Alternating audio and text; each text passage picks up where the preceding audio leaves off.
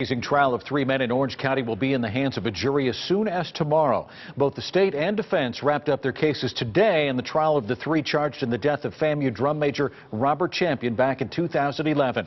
Watch 2's Greg Fox has been on the case from the beginning, and Greg, none of the defendants took the stand.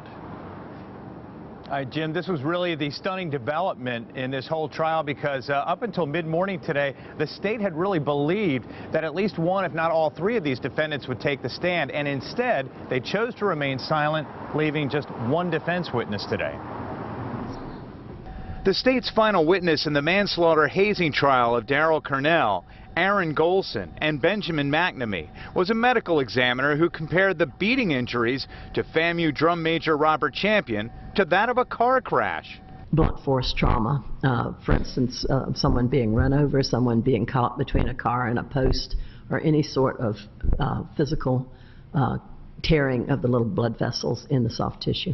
All 3 former A&M band members are charged in the planning and carrying out of a ritual on the band bus in which Champion was forced to endure a beating from up to 40 of his bandmates.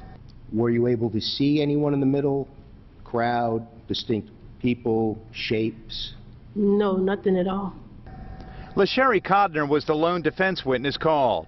A former defendant, she cut a deal to avoid prison and testified that she saw all 3 of the defendants on the bus and never saw them hitting Champion.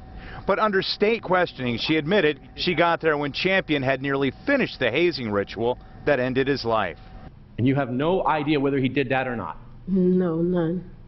Champion's parents are counting on the jury seeing hazing for what it is, a crime. I think the jury will have enough to make whatever decision that needs to be made. It basically just shows, as my husband said, how cruel and how brutal an act of hazing is.